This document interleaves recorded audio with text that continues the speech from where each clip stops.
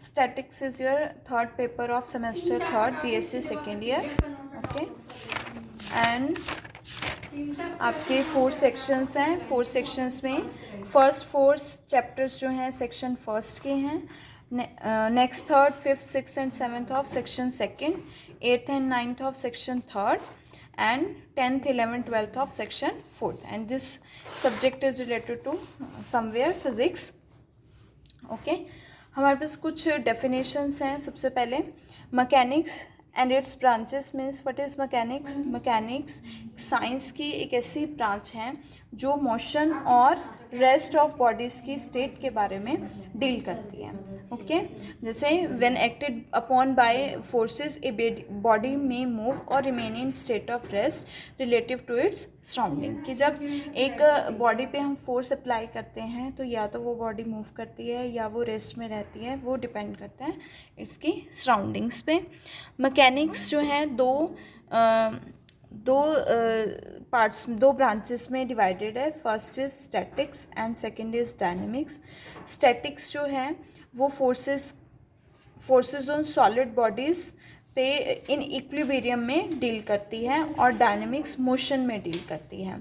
तो statics is that branch of mechanics which deals with the action of forces on solid bodies in equilibrium, and dynamics is that branch of mechanics which deals with the action of forces on bodies in motion. Okay, some definitions related to okay, कुछ definitions है statics से related. First है particle matter का वो portion होता है जो बहुत ज़्यादा small, indefinitely small in size, without length, breadth और थिकनेस, और it is represented by a mathematical point.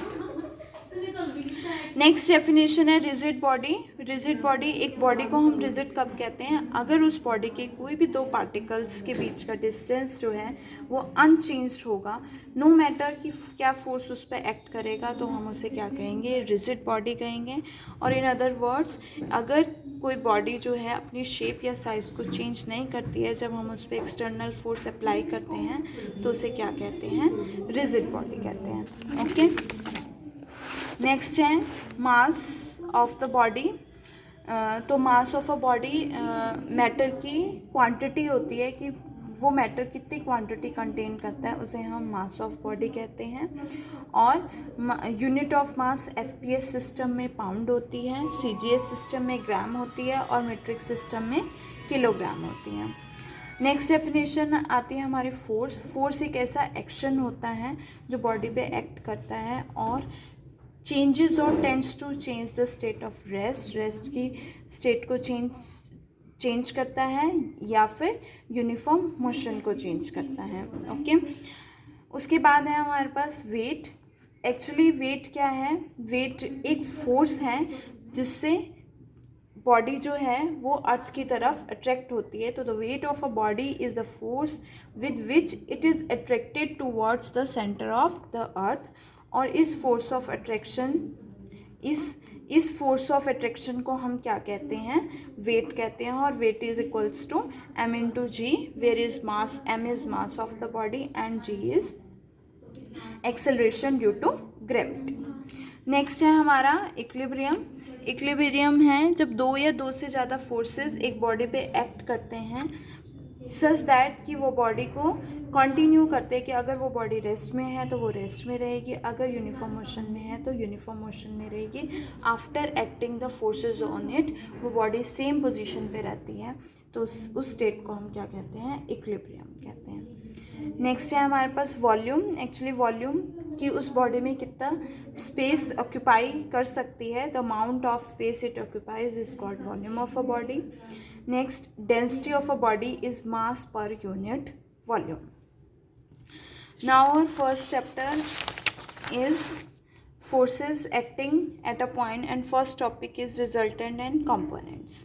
इसमें क्या है कि अगर दो या दो से ज़्यादा फोर्सेस आपकी बॉडी पर एक्ट कर रहे हैं और उन फोर्सेस में से कोई एक सिंगल फोर्स ऐसा पाया गया है, एक सिंगल फोर्स ऐसा है कि जिसका इफ़ेक्ट बाकी फोर्सेस के टोटल के इफ़ेक्ट के इक्वल है, तो वो फोर्स, वो जो सिंगल फोर्स है वो क्या होगा, रिजल्टेंट फोर्स होगा। और जो हमारे बाकी फोर्सेस होंगे वो उस फोर्स के क्या होंगे, कंपोनेंट्स होंगे। लेट्स सी, इफ़ टू और more forces act upon a rigid body and if a single force can be found such that effect of it upon the body, कि उसका जो इफेक्ट है बॉडी पर वो सेम है, is same as that of all the forces taken together, तो वो single force क्या कहलाता है, रिजल्टेंट ऑफ द फोर्सेस कहलाता है।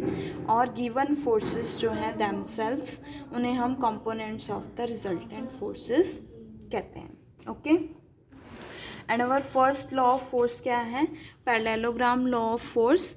पैरेललोग्राम लॉ ऑफ फोर्स में क्या है, अगर दो फोर्सेस एक पॉइंट पर एक्ट कर रहे हैं, इस तरह से एक्ट कर रहे हैं कि वो जो दो फोर्सेस हैं वो दो एडजेसेंट साइड्स है पैरेललोग्राम की।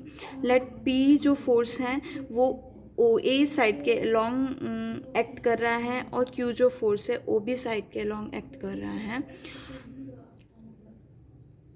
Through the point of application. तो जो हमारा डायगोनल ऑफ पैरेललोग्राम होगा वो क्या होगा, resultant of these two forces. And in vector form we can say that vector O A plus vector O B is equals to vector O C. Now our first article is magnitude and direction of the resultant, कि जो हमने parallelogram law of forces पढ़ा है उसमें हम resultant का magnitude find out करेंगे और डायरेक्शन। तो उसके लिए हमने क्या लिया है, ये parallelogram, we can draw parallelogram in this type also और इन दिस टाइप ऑल्सो, ठीक है। इसमें हमने दो एडजेसेंट साइड्स ली है, O A and O B. O A denote कर रहे हैं फोर्स P को एंड ओ बी डिनोट कर रहा है फोर्स Q को, और R is the resultant which is acting along the diagonal of parallelogram, that is OC। इसमें कुछ कंस्ट्रक्शन करते हैं, उसके लिए हमने सबसे पहले एक परपेंडिकुलर ड्रॉ किया है CD। Okay, similarly in this diagram also we draw perpendicular CD to OA। Okay, this is, ये आपके पास OB जो है फोर्स Q है, अगर ये फोर्स Q है तो AC भी क्या होगा, फोर्स Q होगा, बिकॉज पैरेललोग्राम के opposite sides parallel and equal होती हैं। ओके, हमने क्या लिया है कि ये जो दो फोर्सेज है आपके पास P और Q, इनके बीच का एंगल क्या है, अल्फ़ा। अगर ये अल्फ़ा है तो ये भी अल्फ़ा होगा, because these are two parallel lines and corresponding angles are equal. Next, P और R मीन्स P फोर्स और रिजल्टेंट के बीच का जो एंगल है वो क्या है, थीटा। ये अल्फ़ा है तो ये भी 180 माइनस अल्फ़ा होगा। सिमिलरली अगर ये अल्फ़ा है तो आपके पास ये एंगल अल्फ़ा होगा और this angle will be 180 minus alpha. Okay, next लेते हैं। अब हमें क्या फाइंड आउट करना है, फर्स्ट फिगर में OD is equals to, in first figure OD is equals to OA plus AD, तो OA प्लस AD। और अगर मैं AD को AC से मल्टीप्लाई करूं एंड AC से डिवाइड करूं, OA फोर्स, OA किसे रिप्रेजेंट कर रहा है, P फोर्स को रिप्रेजेंट कर रहा है और P फोर्स का मैग्नीट्यूड P है। AC किसे रिप्रेजेंट कर रहा है, Q फोर्स को रिप्रेजेंट कर रहा है, Q फोर्स का मैग्नीट्यूड Q है। Now AD upon AC, this is a perpendicular और ये आपके पास राइट एंगल ट्राइंगल है, और इस एंगल अल्फ़ा के अकॉर्डिंग AD क्या है, आपका बेस है। ओके, और AC क्या है, हाइपोटेन्यूस है। तो base upon hypotenuse that is AD upon AC is equals to cos alpha. Okay, तो AD की वैल्यू क्या आई है आपके पास, P plus Q cos alpha. Next है CD कैसे फाइंड आउट करेंगे, CD इज़ परपेंडिकुलर, ठीक है। तो CD upon hypotenuse AC, because given है आपको AC Q फोर्स है, तो CD is equals to CD upon P upon H, that is CD upon AC is equals to sine alpha. तो CD is equals to क्या हो जाएगा, AC sine alpha. AC क्या है आपके पास, Q फोर्स है, तो Q sine alpha. Similarly in अगर हम सेकेंड फिगर में देखते हैं तो OD की वैल्यू क्या है, OD is equals to OA minus AD। Similarly DA, similarly A C से मल्टीप्लाई, ए सी से डिवाइड। अब यहाँ पे आपके पास एंगल क्या है, 180 माइनस अल्फ़ा। तो 180 माइनस अल्फ़ा इस एंगल के अकॉर्डिंग आपके पास जो डी ए है वो क्या है, बेस है, और ए सी जो है वो क्या है, हाइपोटेन्यूस है। तो डी ए अपॉन ए सी क्या हो जाएगा, cos 180 minus alpha. O A is P force, A C is Q force. Cos 180 minus alpha means second quadrant, और सेकेंड क्वाड्रेंट में आपके पास कॉस क्या होता है, नेगेटिव। तो ये नेगेटिव क्या हो जाएगा, positive, and we get O D is equals to P plus Q cos alpha. In this case also we get P plus Q cos alpha, means both the cases आपके पास O D क्या होगा, P plus Q cos alpha होगा। Similarly O D is C D is equals to आपके पास देखो यहाँ से क्या आएगा, C D is equals to, C D is perpendicular upon A C hypotenuse is equals to sine 180 minus alpha, and sine 180 minus alpha means sine second quadrant में आपके पास पॉजिटिव होता है, तो क्या आएगा, sine alpha, and A C जो है आपके पास क्यू फोर्स है, तो क्या बनेगा, Q sine alpha. In this case we also get C D is equals to Q sine alpha. Now अब हमें क्या फाइंड आउट करना है, ओ सी फाइंड आउट करना है। We have to find out actually O C, that is resultant find out करना है। अगर मैं ट्राइंगल ओ डी सी को देखूं तो O C is a hypotenuse and O D is a base and D C is a perpendicular. तो O C square is equals to O D square plus C D square. यहाँ से आपके पास O C क्या है, R resultant है, and O D क्या है, ओ डी की वैल्यू आपने क्या फाइंड आउट की है, P plus Q cos alpha, and C D क्या है आपके पास, क्यू साइन अल्फा। यहाँ पे आप A plus B whole square identity apply करेंगे तो P square plus Q square, we get P square क्या आएगा, P square plus Q square cos square alpha plus 2 PQ cos alpha, and next is Q sine square alpha. ठीक है, यहाँ से आपके पास cos square alpha, यहाँ से Q square आपके पास क्या आएगा, कॉमन आएगा, तो क्या बनेगा, cos square alpha plus sine square alpha which is equals to 1। So we get P square plus Q square plus 2PQ cos alpha, और R is equals to square root of P square plus Q square plus 2PQ cos alpha. Theta जो है वो अब हमें क्या find out करना है, ये तो रिजल्टेंट हो गया। अब हमें क्या फाइंड आउट करना है, डायरेक्शन फाइंड आउट करनी है। तो डायरेक्शन फाइंड आउट करने के लिए हम टेन थीटा का यूज़ करेंगे। टेन थीटा की वैल्यू अकॉर्डिंग टू डायग्राम आपके पास क्या होगी, सी डी, टेन थीटा क्या होता है, परपेंडिकुलर अपॉन बेस, तो that is C D upon O D. तो यहाँ से क्या आएगा, C D upon O D, C D क्या है आपके पास, Q sine alpha, and O D क्या है, P plus Q cos alpha.